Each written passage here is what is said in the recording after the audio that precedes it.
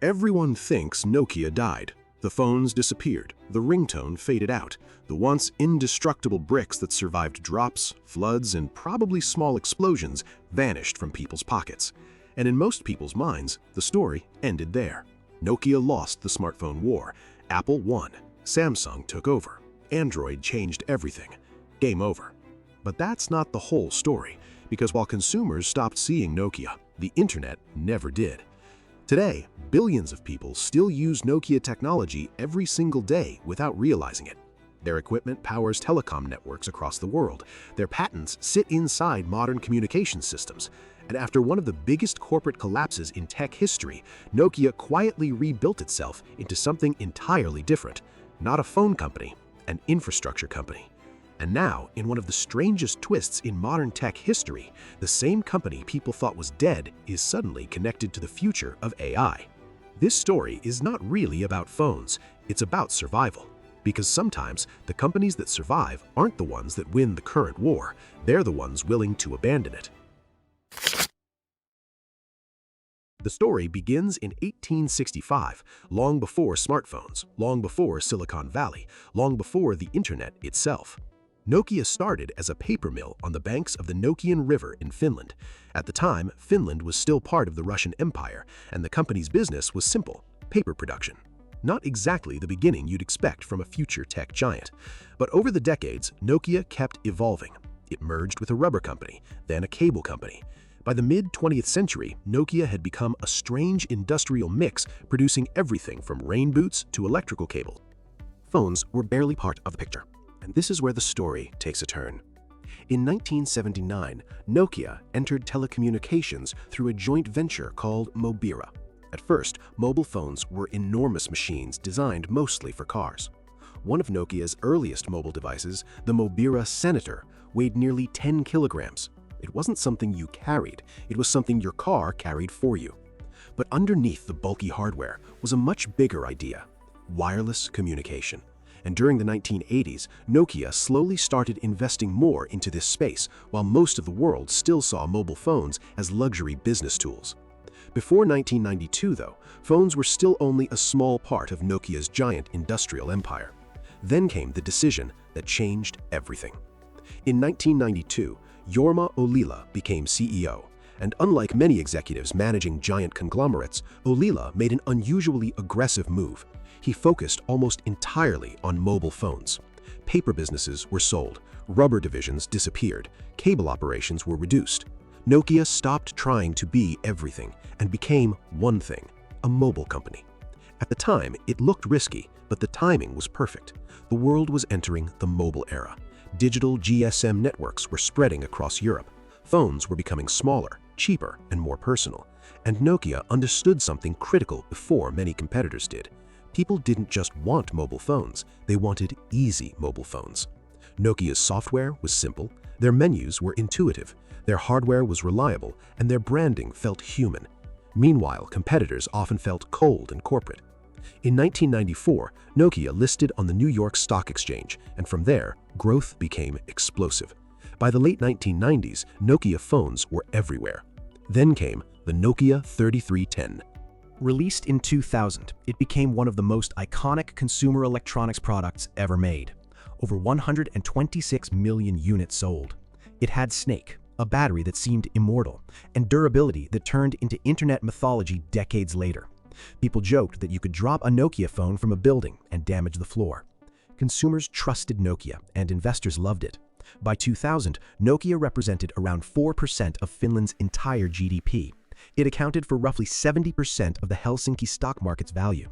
At its peak, Nokia's market capitalization reached over $300 million. For a moment, Nokia wasn't just leading the mobile industry, it was the mobile industry. And by 2007, Nokia controlled roughly 40% of the global mobile phone market, more than the next three competitors combined. It looked untouchable, which is usually when companies become vulnerable. January 9, 2007, Steve Jobs walks onto a stage in San Francisco, and within minutes, the entire industry changes. The iPhone looked completely different from existing phones. A giant touchscreen, no physical keyboard, desktop-style internet browsing. To many executives at Nokia, it looked expensive and impractical. Internally, some engineers immediately recognized the threat. Presentations reportedly warned management that Apple represented a serious shift, but leadership remained unconvinced.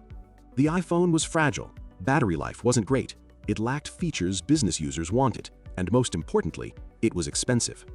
Nokia believed mass-market consumers would never fully embrace this kind of device, and honestly, from Nokia's perspective, that conclusion wasn't irrational.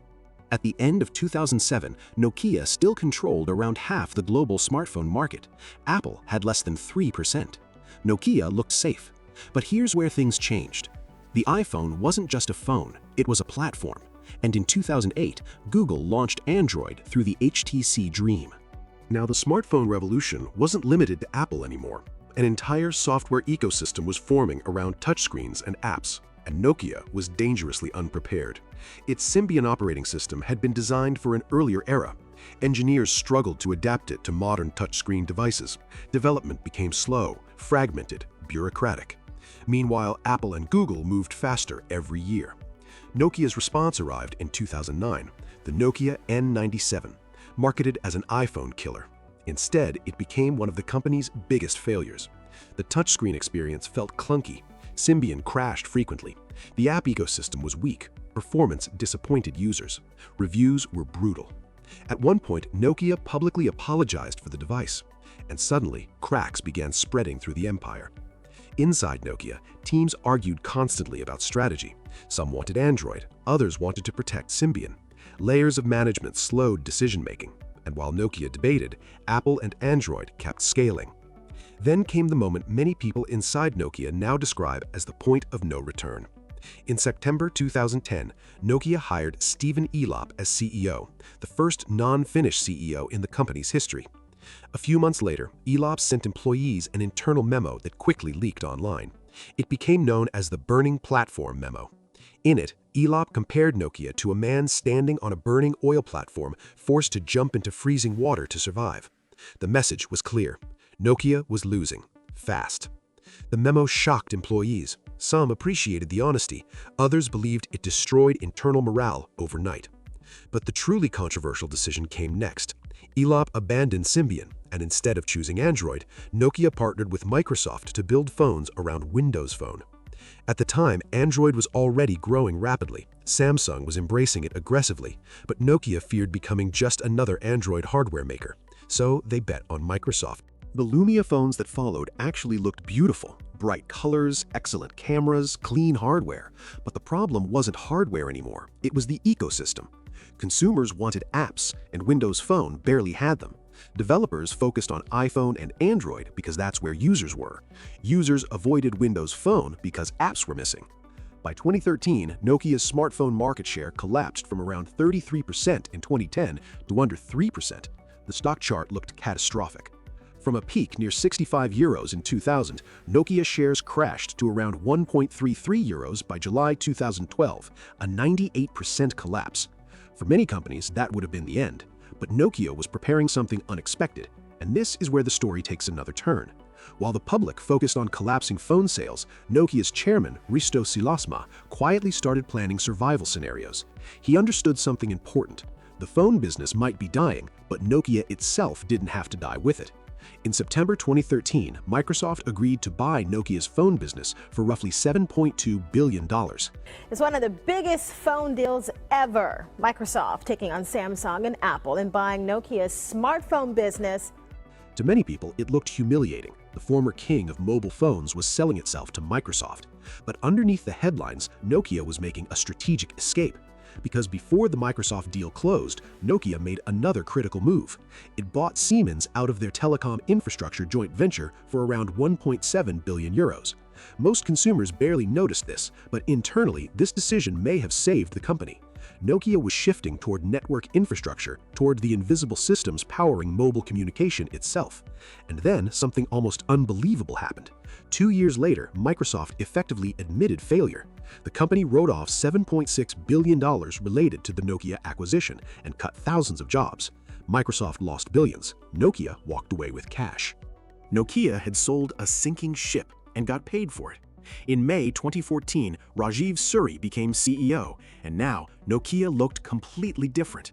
The company had 3 major pieces left: networks, HERE maps, and Nokia Technologies, which handled patents and licensing. But there was a problem. Nokia's network business still lacked important capabilities compared to rivals like Ericsson and Huawei. They needed full end-to-end telecom infrastructure. Wireless alone wasn't enough. So in April 2015, Nokia announced one of the biggest deals in telecom history, the acquisition of Alcatel-Lucent for roughly 15.6 billion euros. This was not a defensive move, it was a massive future bet, because Alcatel-Lucent brought something incredibly valuable: Bell Labs, one of the most legendary research institutions in technology history. Bell Labs helped invent cellular networking itself. It produced thousands of patents and generations of telecom innovation. Suddenly, Nokia wasn't just rebuilding, it was rebuilding with one of the greatest engineering organizations ever created. And then, geopolitics changed everything. In 2018, Bell Labs introduced ReefShark, a powerful 5G chipset capable of dramatically improving bandwidth efficiency while reducing energy consumption. At the time, 5G infrastructure competition was intensifying globally. Huawei had become extremely strong, too strong according to some Western governments. In 2019, the United States banned Huawei equipment from American telecom networks over security concerns. Other countries began following. The UK later ordered Huawei equipment removed from networks by 2027, and suddenly, telecom operators needed alternatives, reliable Western alternatives. Nokia was perfectly positioned. Contracts started arriving: BT, AT&T, Verizon, T-Mobile. By October 2020, Nokia had secured over 100 commercial 5G deals globally. The company people thought was dead had quietly become one of the world's most important telecom infrastructure providers. But the recovery wasn't perfect, because telecom infrastructure is brutal business. Margins are thin, competition is fierce, and contracts can disappear quickly. Between 2021 and 2025, Nokia hit another difficult period. Verizon shifted major business towards Samsung, costing Nokia a massive contract reportedly worth billions. AT&T later awarded large portions of its network business to Ericsson, while planning to remove Nokia equipment from parts of its infrastructure. By early 2025, Nokia's mobile networks division saw profits fall sharply. And once again, analysts began asking uncomfortable questions. Could Nokia survive another industry transition? But that question may have underestimated something. Nokia had already learned how to survive transitions, and now the entire tech industry was entering a new one: artificial intelligence. AI requires enormous infrastructure, massive computing power, ultra-fast, low-latency networks, and increasingly, telecom networks themselves are becoming part of the computing layer, not just data highways, processing systems. This concept is often called AI RAN, Artificial Intelligence Radio Access Networks. In simple terms, future cell towers may not just move information, they may actively process AI workloads closer to users, reducing latency and energy consumption. And suddenly, Nokia's decades of telecom expertise looked valuable again, very valuable. Because while consumer tech companies chased apps and devices, Nokia had spent years building the physical systems underneath the digital world, the invisible layer. And in tech, invisible layers often become the most important ones. That's the strange thing about Nokia's story. The company didn't survive because it defended its old business. It survived because it abandoned it before it was too late. Most companies facing disruption try protecting the past. Nokia eventually stopped doing that. And yes, they lost the smartphone war completely. Apple reshaped the industry. Android dominated globally. The Nokia phone empire collapsed. But Nokia itself adapted. First by escaping the dying business, then by investing aggressively during crisis, and finally by betting on infrastructure most people ignored. Today, Nokia is no longer a consumer icon. It's something quieter, less visible, but arguably more essential. Millions of people may never buy another Nokia phone, yet their internet traffic still travels through Nokia systems. Their mobile calls depend on Nokia infrastructure. Their future AI-connected networks may depend on Nokia technology too. And maybe that's the bigger lesson here. Winning one era doesn't guarantee survival in the next, but losing one era doesn't guarantee death either. Sometimes the companies that survive are the ones willing to destroy their own identity before the market does it for them. Nokia lost the smartphone war, but they didn't lose the future. So here's the question. When your own industry shifts beneath your feet, will you spend your energy defending the past, or will you have the courage to build something new?